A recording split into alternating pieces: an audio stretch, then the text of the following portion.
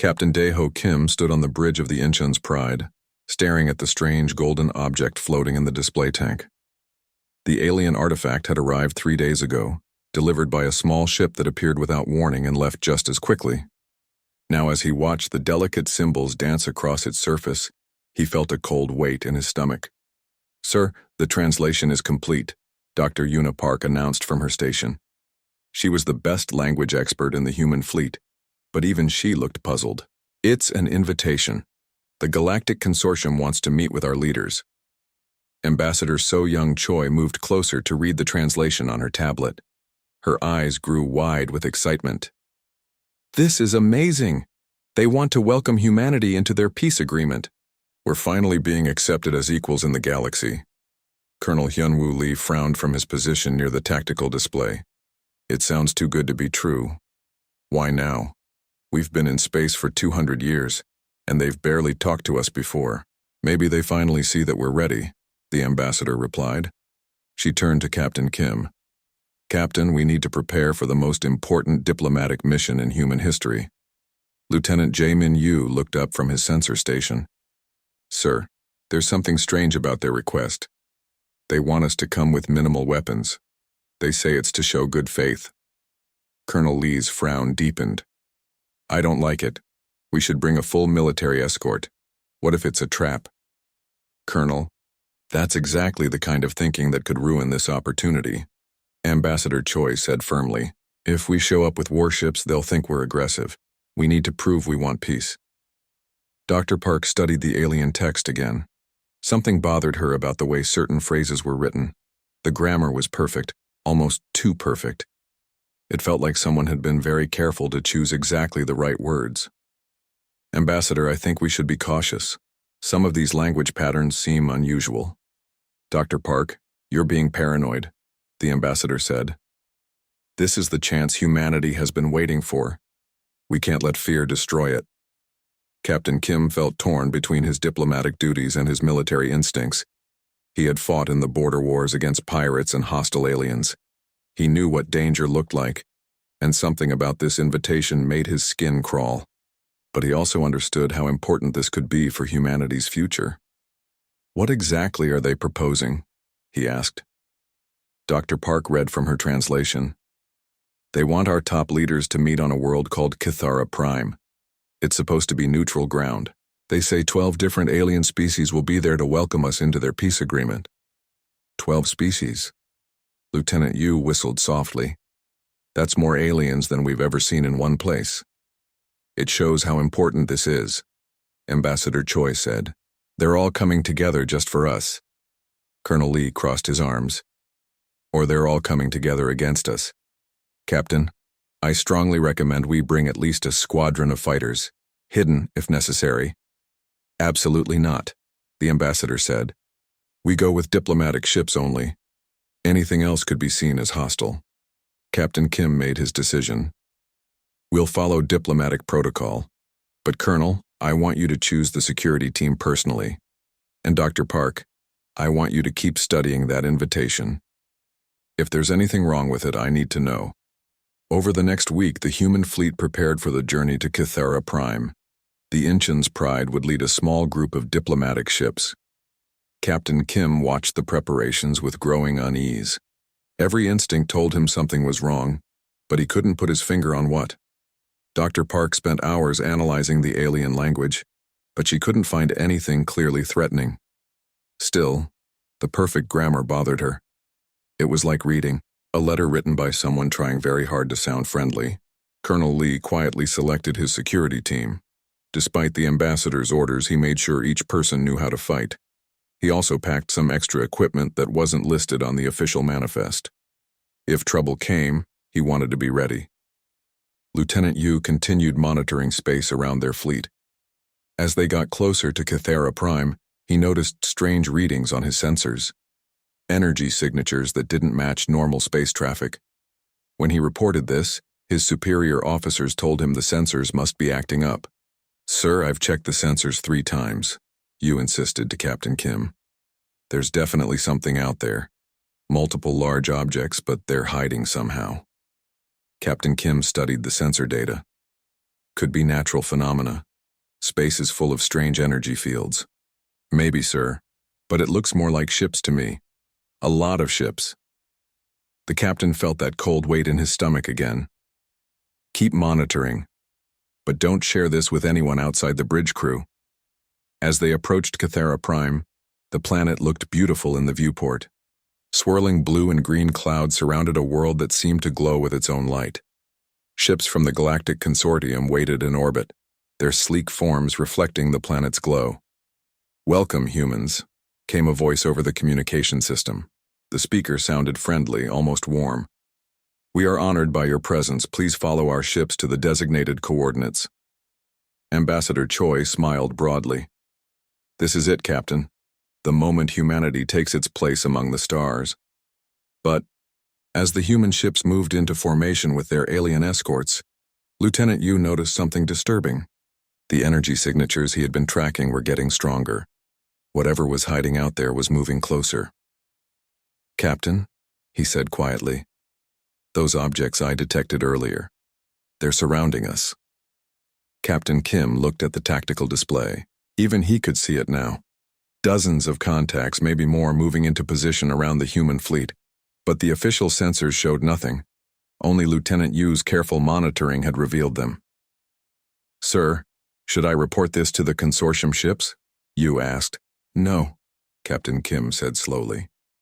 "Let's see what happens first." Dr. Park looked up from her station where she had been analyzing consortium communications. "Captain, I'm picking up some interesting transmissions between their ships. They're using an old dialect, probably thinking we can't understand it. What are they saying?" "Something about the guests are arriving and preparations are complete."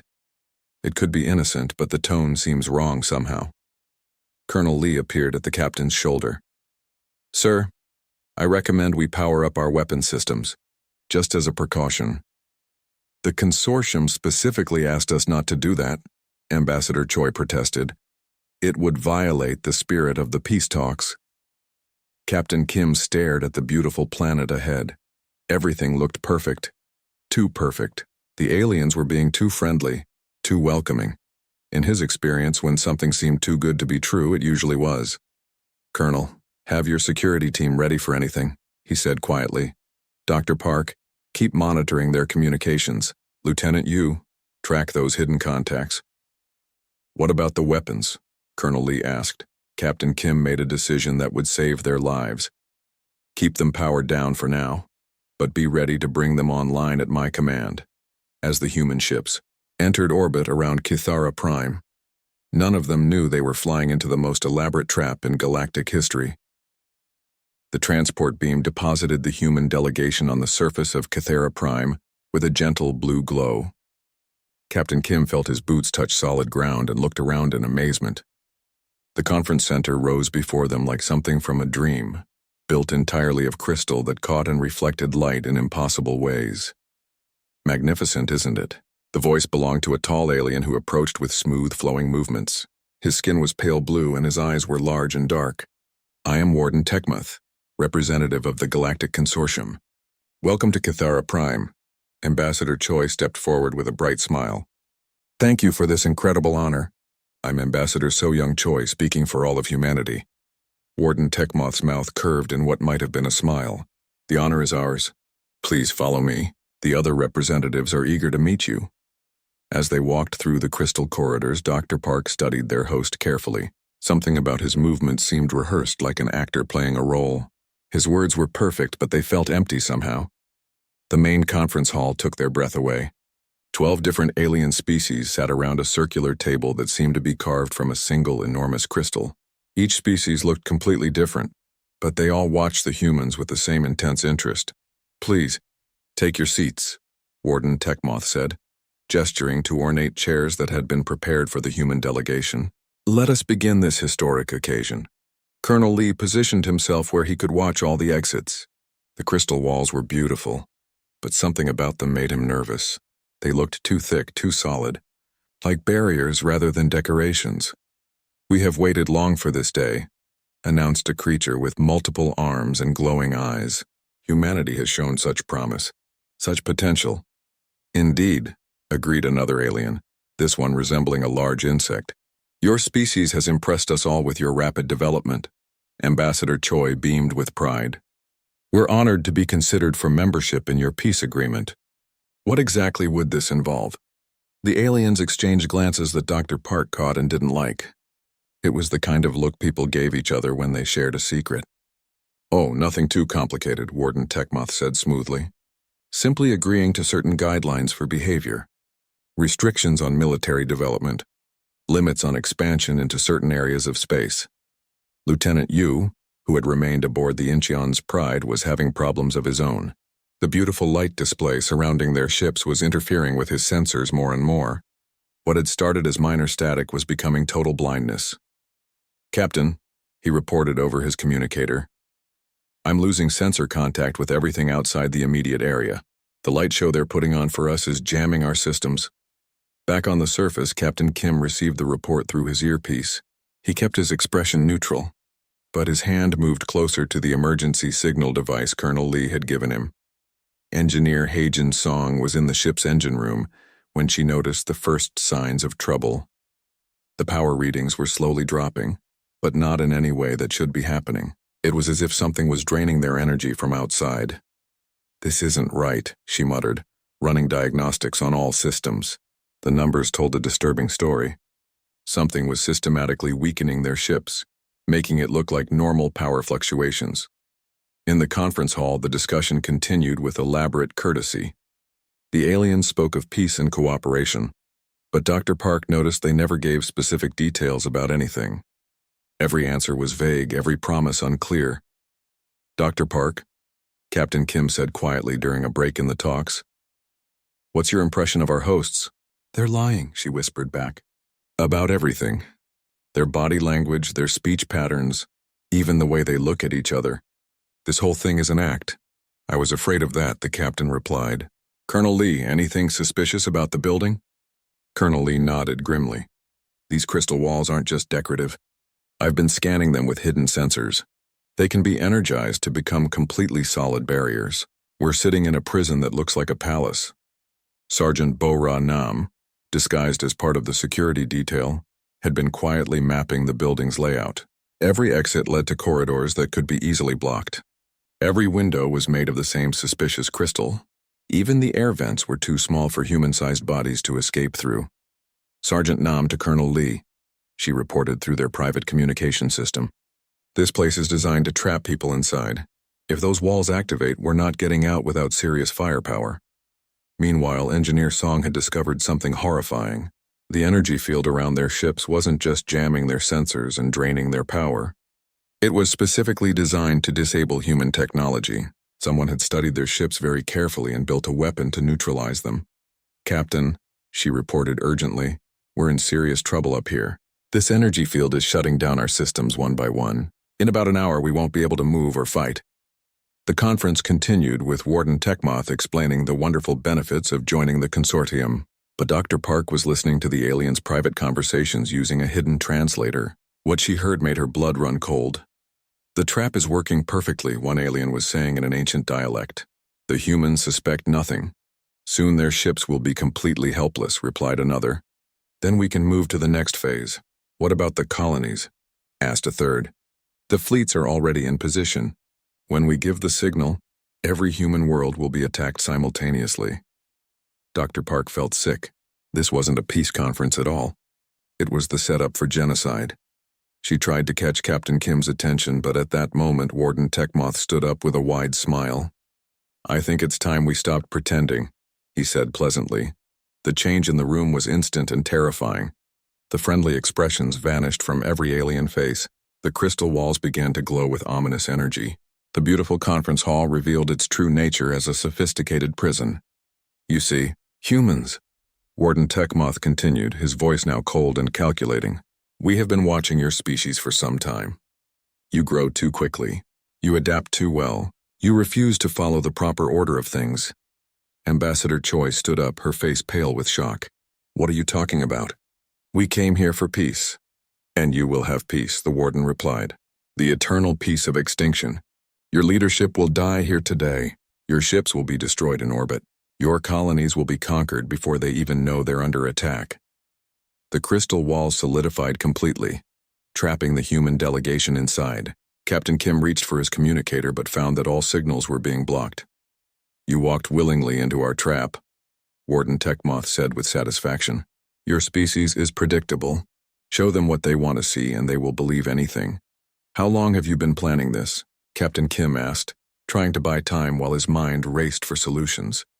Since the day we first encountered humans, the warden replied. Every species that joins the consortium must first prove they can be controlled. You humans are too independent, too creative, too dangerous to be allowed to develop freely. Dr. Park looked around at the trapped delegation. Ambassador Choi was in shock. Most of the diplomatic staff looked terrified. But she noticed that Captain Kim and Colonel Lee didn't look surprised. They looked angry. So you admit this was all a lie, the captain said. A necessary deception, Warden Techmoth replied. Your species had to be eliminated, but doing so openly would have caused problems with some of our more squeamish member races. This way, it appears that you attacked us first when your ships inevitably try to resist. In orbit, Engineer Song watched her instruments as the last of their weapon systems went offline. Lieutenant Yu could no longer see anything beyond their immediate area. The beautiful light display had become a cage of energy that left them blind and helpless. All ships report ready, Song heard an alien voice say over what should have been a secure channel. The humans are trapped and defenseless. Begin Phase 2 of the operation. But as the aliens prepared to spring the final part of their trap, they had no idea that humans had brought a few surprises of their own to this peace conference. Warden Techmoth stood before the trapped human delegation with the satisfied expression of a predator who had cornered his prey. The crystal walls hummed with energy, creating an impenetrable prison around the conference hall. Outside, alien fleets moved into position to destroy the helpless human ships. Your species ends today, the warden announced with cold pleasure. In a few hours, every human world will be under attack. Your people will never know what hit them. Captain Kim looked around at his trapped team. Ambassador Choi sat in stunned silence. Dr. Park was pale but alert. Colonel Lee stood calmly beside Sergeant Nam, both of them appearing strangely relaxed for people facing certain death. That's where you made your first mistake, Captain Kim said quietly. Warden Techmoth laughed. Mistake? You are trapped like animals in a cage. Your ships are powerless. Your weapons are disabled. What possible mistake could we have made? You assumed we would follow your rules, the captain replied. In orbit around Cathera Prime, Engineer Song smiled grimly as she watched the alien energy field complete its work. According to every sensor reading, the human ships were now completely helpless. Their weapons were offline, their shields were down, and their engines were dead. The aliens had done exactly what Song had expected them to do, which was why she had spent the last 3 months preparing for this moment. All ships, this is Song, she broadcast on a channel the aliens couldn't detect. Time to show them what human engineering can really do. Hidden throughout the human fleet, backup systems that had never appeared on any official blueprint suddenly came online. The aliens had studied human technology carefully, but they had studied the old technology that humans wanted them to see. Tech specialist Mirai, Kang had spent years developing new power systems that looked like standard equipment, but worked on completely different principles. The alien energy field was designed to disrupt human technology, but it couldn't disrupt technology the aliens didn't know existed. One by one, the human ships came back to life. Their weapons powered up using hidden energy sources. Their shields activated using new defensive systems. Their engines roared back to life using drives that the aliens had never seen before. What? An alien commander screamed over the communication channels. That's impossible. Their ships are disabled. Impossible for you, maybe? Song replied as the engine's pride suddenly blazed with full power. But humans don't like being told what's impossible. On the planet's surface, Warden Techmoth was still gloating when Colonel Lee coughed politely. Excuse me, but I have something to show you. The colonel reached into what appeared to be a simple diplomatic case and pulled out a device that made every alien in the room step backward. It was clearly a military-grade plasma cutter, designed to slice through the strongest known materials. How did you get that past our scanners? Techmoth demanded. You scanned for weapons, Lee replied calmly. This is officially listed as a diplomatic gift for our new alien friends. Of course, it also happens to cut through crystal walls like butter. Sergeant Nam opened her own case and began distributing military equipment to the human delegation. Armor that looked like formal clothing, weapons disguised as ceremonial items, communication devices hidden in jewelry. Ambassador Choi specifically ordered us to bring minimal weapons, Dr. Park said with amazement. And we did, Colonel Lee replied as he activated the plasma cutter. These aren't weapons, they're tools, gifts, and diplomatic equipment. It's not our fault they also happen to be very good at breaking things. The crystal walls that had seemed so impenetrable began to glow and crack under the assault of the plasma cutter.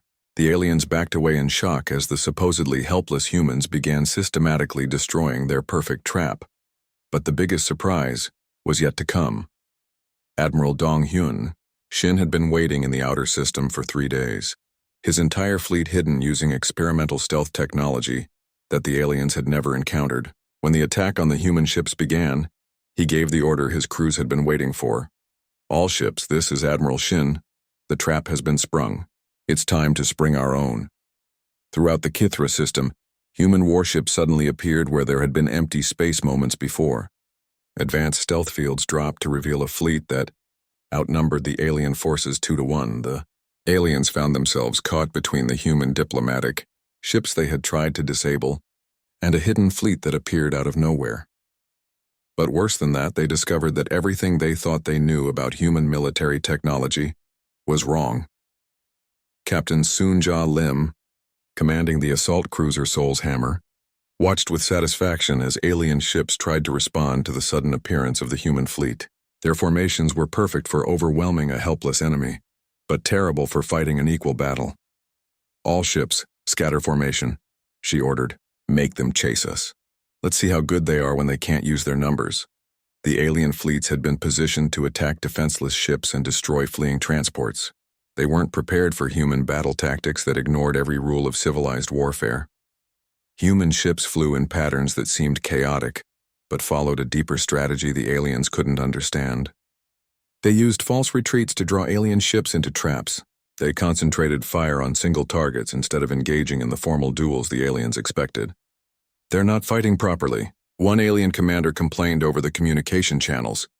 They're not following standard combat protocols, agreed another. Since when do humans follow anybody's protocols? Admiral Shin replied, broadcasting on all frequencies so every alien could hear him. You wanted to see what humans are really like? Congratulations. You're about to learn. Back on the planet's surface, Dr. Park had discovered that all those hours studying alien technology had given her detailed knowledge of consortium computer systems. While Colonel Lee cut through the walls, she hacked into the conference center's main computer. Interesting, she said as data flowed across her hidden display. It looks like this isn't the only trap they've set. There are alien fleets attacking human colonies throughout known space. Can you send a warning? Captain Kim asked. I can do better than that, Dr. Park replied with a cold smile. I can take control of their communication system and coordinate our response. Communications Officer Yejin Bei, aboard the Incheon's Pride, suddenly found herself in control of the entire consortium communication network. Every alien ship, every command post, every hidden fleet was suddenly visible to human intelligence. Admiral Shin, she reported, we have access to all enemy communications. I'm downloading their complete battle plans now. But perhaps the most shocking discovery came when Major Seok Jin-han's rescue team breached the conference center. They didn't find a desperate group of trapped diplomats. They found a human delegation that had taken their captors prisoner. Warden Tekmoth sat in what had been his own conference chair, surrounded by humans who were very much not helpless victims. Colonel Lee's plasma cutter had opened the crystal prison like a can opener. Sergeant Nam's diplomatic security team had turned out to be elite special forces. Dr. Park's hacking had left the aliens cut off from their own systems. How? Was all Tekmoth could say. How did you know? We didn't know for certain, Captain Kim replied. But we suspected. Humans have a saying. If something seems too good to be true, it probably is. But you came anyway, the alien said in confusion. Why would you walk into a trap you suspected was a trap? Dr. Park looked up from the alien computer system she was systematically dismantling. Because we wanted to see what you were really planning. And because we brought a bigger trap. Admiral Shin's fleet was now fully engaged with the alien forces throughout the system, but instead of the quick victory the consortium had expected, they found themselves fighting for their lives against an enemy that refused to follow any recognizable rules of combat. Human ships worked together in ways the aliens couldn't predict. They shared information instantly, adapted their tactics constantly, and seemed to treat the battle like a game they were enjoying. "This is Admiral Shin to all consortium forces," the Admiral broadcast. "You have one chance to surrender. After that, we stop being polite." The aliens were learning that humans who were trying to be diplomatic were very different from humans who had decided to stop being diplomatic, and the lesson was about to get much more painful. The battle around Kithara Prime was not going as the consortium had planned. Admiral Shin's hidden fleet had turned their perfect ambush into a nightmare of confusion and chaos. Alien ships designed for overwhelming weaker opponents found themselves scattered and confused by human tactics they couldn't understand. Fleet Captain Sunja Lim watched from the bridge of the Soul's Hammer as another alien cruiser tried to retreat from her assault group. The aliens were used to formal battles where ships faced each other in organized lines and fired until one side was defeated. They had no idea how to handle humans who attacked from all directions at once. "Target their engines," she ordered her weapons officer. "Don't destroy them." "Disable them, ma'am," the young officer asked. "Wouldn't it be easier to just blow them up?" "Easier, yes. But Admiral Shin wants prisoners. We need to know how many other colonies they're attacking." The alien cruiser's engines exploded in a shower of sparks, leaving it drifting helplessly in space. 3 more human ships immediately surrounded it, preventing any chance of escape or self-destruction. Throughout the system, the same scene was playing out dozens of times. The consortium forces had expected to face desperate, fleeing humans. Instead, they found themselves hunted by predators who seemed to enjoy the chase. On the planet's surface, Major Seokjin Han led his rescue team through the crystal corridors of the conference center. But instead of rescuing trapped diplomats, he found himself providing backup for a human delegation that had already taken control of the situation. "Status. Report," he called to Colonel Lee as his team secured the area. "All hostile aliens captured or neutralized," Lee replied calmly. "Dr. Park has taken control of their computer systems. We're downloading everything they know about this operation." In the former prison of a conference hall, Dr. Park sat surrounded by alien technology that she was systematically breaking down and analyzing. Her translation programs had cracked their security codes hours ago. Now she was reading through files that revealed the true scope of the consortium's plan. "This is bigger than we thought," she reported to Captain Kim. "They're not just attacking our colonies. They're planning to divide up all of human space among the member races. They've already drawn up the territories." Warden Tekmoth, now secured in restraints designed for alien physiology, stared at the humans in disbelief. "You cannot defeat the entire consortium.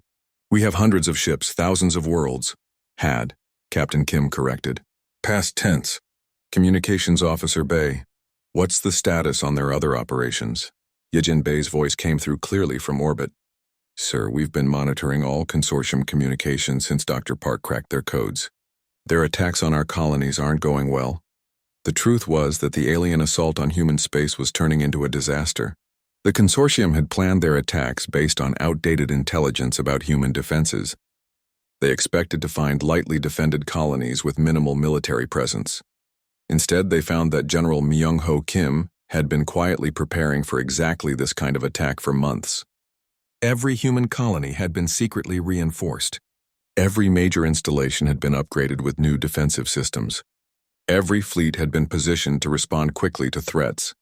General Kim to Admiral Shin came a transmission from the human homeworld. "All colonial attacks have been repelled. Repeat, all attacks repelled. We're now pursuing the retreating alien fleets." Director Yoon Kyung Lee had been running human intelligence operations for 20 years, and she had never trusted the consortium. When the peace invitation arrived, she had immediately begun preparing for the worst. Now her preparations were paying off. The consortium thought they were attacking helpless colonies, she reported to the assembled human command staff. Instead, they ran into prepared defenses and pre-positioned fleets.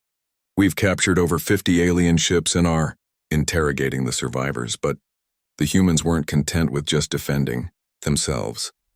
Dr. Park's infiltration of consortium. Computers had given them access to something much more valuable, The complete list of every alien military installation, every hidden fleet, every secret base. "Sir," Dr. Park called to Captain Kim, "I've found something interesting. The consortium has been planning this attack for years, but they never planned for what would happen if it failed." "What do you mean?" "All their fleets are committed to this operation. Every major ship, every experienced commander, every advanced weapon system. They bet everything on destroying us quickly." Captain Kim understood immediately. "So if we defeat their fleets here, they have nothing left to defend their own territory," Dr. Park finished. The tactical situation was becoming clear to everyone involved. The consortium had committed everything to destroying humanity in one decisive strike. But humans had been preparing for this attack, and now the aliens found themselves caught in a trap of their own making. Admiral Shin received the new intelligence with cold satisfaction. "All ships, new orders. We're not just defending anymore. All consortium fleets in this system are to be captured or destroyed. No alien ship leaves this system." The hunting began in earnest. Human ships that had been playing defensive games suddenly went on the attack with devastating efficiency. Alien commanders who had been trying to retreat found their escape routes cut off by human vessels that seemed to appear out of nowhere. Captain Sunja Lim coordinated the systematic destruction of consortium formations with the precision of a chess master. Every alien move was anticipated and countered. Every attempt to regroup was disrupted before it could begin. "They're trying to surrender," her communications officer reported. "Too late for that," she replied coldly. "They started this war. We're going to finish it." But the most shocking moment came when Ambassador Jinwoo Park stepped before the alien prisoners in the conference center. The former Dr. Park had been promoted on the spot by Captain Kim, and her first act as the new chief diplomat was to address their captors. "Warden Techmoth," she said formally, "you are under arrest for crimes against humanity, conspiracy to commit genocide, and violation of interstellar law." "You cannot arrest me," the alien protested. "I am a representative of the Galactic Consortium. I have diplomatic immunity." "You had diplomatic immunity when you were here for peace talks," Park replied. "But you just admitted that this was a military operation designed to exterminate my species. That makes you a war criminal." The psychological impact on the consortium forces was devastating. They had expected to be fighting desperate humans who were trying to escape. Instead, they found themselves being hunted by humans who were clearly enjoying the fight. "Why aren't they afraid?" one alien commander asked over a captured communication channel. "They should be running," agreed another. "We outnumbered them 3-1 when this started." "When this started?" Admiral Shin's voice cut across their channel. "You outnumbered us. Now you're outnumbered by us. Funny how these things work out." The alien formations began to break apart as individual ships tried to flee, but the humans had surrounded the entire system. Every escape route was blocked. Every hiding place was watched. The hunters had become the hunted. Major Han watched the battle unfold from the surface of Kythera Prime. "Sir," he reported to Captain Kim, "our ships report that the last consortium fleet in the system has surrendered. We've won." But Captain Kim was reading the intelligence reports that Dr. Park had extracted from the alien computers. The victory here was just the beginning. The consortium's failed attack had left their own territory defenseless. "Signal Admiral Shin," he ordered. "Tell him to prepare for Phase 2 of the operation." "Phase 2, sir?" Major Han asked. "The consortium wanted to see what humans are really like," Captain Kim replied grimly. "I think it's time we paid them a visit and showed them properly." The tables had turned completely. The hunters were now the prey, and the humans were just getting started. General Myung-Ho Kim stood in the command center on Earth, watching displays that showed the complete collapse of the consortium's military power. What had started as an alien plan to exterminate humanity had turned into the most decisive human victory in galactic history. "Report from Admiral Shin," an aide announced. "All consortium forces in the Kythera system have been captured or destroyed. They're requesting permission to proceed to Phase 2. "Permission granted," the general replied without hesitation. "It's time to finish this." The consortium had made the fatal mistake of committing everything to their surprise attack. Now, with their fleets destroyed and their military leaders captured, their home territories lay completely defenseless before an aroused human military. Director Yoon Kyung Lee coordinated the intelligence operation from her secure facility. The information Dr. Park had stolen from consortium computers was proving to be more valuable than entire fleets of warships. "We have complete maps of all consortium territory," she reported to the general. "Military installations, government centers, industrial facilities. Everything is catalogued and undefended. What about their remaining forces? Scattered patrol ships, maybe a few outdated cruisers guarding the least important systems. Nothing that could stop a determined human assault." But General Kim had something more sophisticated in mind than simple revenge. Humanity had learned valuable lessons from this attempted genocide, and he intended to make sure it never happened again. Ambassador Jin Woo Park stood before the assembled alien prisoners on Kythera Prime. The former Dr. Park had been officially promoted to chief diplomat after her performance during the crisis. Her first major assignment was to determine the fate of the consortium. "You wanted to judge whether humanity was suitable for galactic civilization," she told Warden Techmoth and his fellow conspirators. "Now humanity will judge whether you are suitable to continue existing." The psychological warfare was deliberate and devastating. The aliens had planned to put humanity on trial. Instead, they found themselves facing extinction at human hands. "You cannot destroy entire civilizations," Techmoth protested weakly. "It would make you no better than us." "We could," Park replied calmly. "We have your complete military intelligence. We know where every consortium world is located. We could sterilize all of them within a month." The alien leaders sat in stunned silence. They had never imagined that their carefully planned genocide could backfire so completely. "But we won't," Park continued. And the aliens looked up with desperate hope. "Because unlike you, we understand the difference between justice and revenge." Admiral Shin's fleet arrived at the first consortium homeworld to find a planet in complete panic. The news of the military disaster at Kythera Prime had reached them hours earlier. Now human warships appeared in their skies like harbingers of doom. "This is Admiral Shin of the human fleet," he broadcast to the planet below. "Your military forces attacked our colonies without warning. Your leaders attempted genocide against our species. You are now under human occupation." The response from the planet was immediate and terrified. "Please, we surrender. We had nothing to do with the attack. It was only the military leaders." "We know," Admiral Shin replied calmly. "Our intelligence is very thorough. But surrender is no longer an option. You will comply with human administration or face the consequences." Captain Soonja Lim commanded the occupation of the consortium's main military shipyard. Her ships faced no resistance as they took control of the massive facility that had built the fleets intended to destroy humanity. "Ironic," she commented to her tactical officer as they watched Alien workers dismantling their own weapons under human supervision. "They built these ships to kill us. Now they're taking them apart on our orders." "What are we going to do with all this equipment?" the officer asked. "Some of it will be useful, some will be destroyed. All of it will be under human control from now on." The transformation of galactic politics was swift and complete. Species that had been neutral or allied with the consortium suddenly found themselves facing a choice: accept human leadership or risk being classified as potential threats. Communications Officer. Yejin Bei managed the massive diplomatic operation from her position aboard the Incheon's Pride. Messages poured in from across the galaxy as Alien governments scrambled to avoid being associated with the failed consortium. "Sir," she reported to Captain Kim, "we're receiving surrender offers from 6 different species. They want to join the human sphere of influence immediately. What about the others?" 3 more species are requesting negotiations. 2 are offering tribute. 1 is begging for mercy.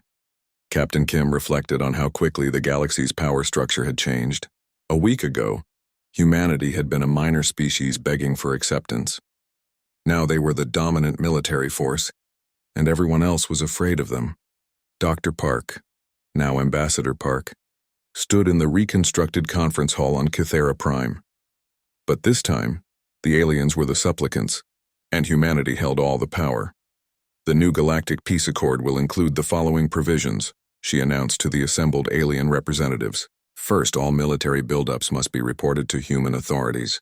Second, any species found planning aggressive action against another will face immediate intervention. Third, all interstellar disputes will be mediated by human arbitrators." The aliens accepted every condition without argument.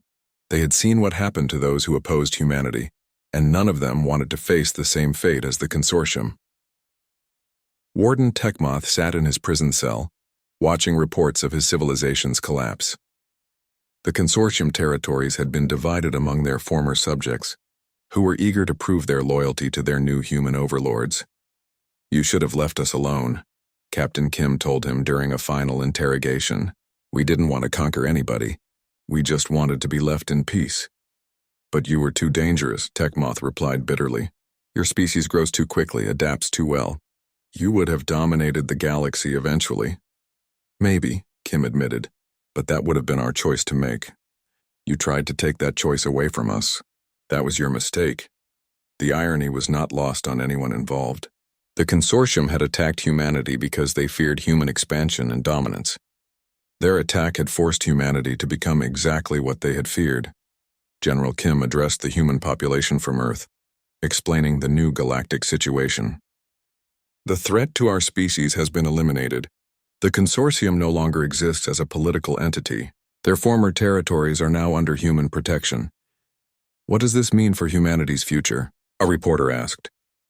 "It means we're no longer asking for permission to exist," the general replied. "From now on, we set the rules." Ambassador Park concluded the new peace talks with a final address to the galaxy. Humanity did not seek this position of leadership. It was forced upon us by those who thought they could destroy us, but now that we have it, we intend to use it wisely. The galaxy will be organized according to human principles: justice, fairness, and the right of all species to exist without fear.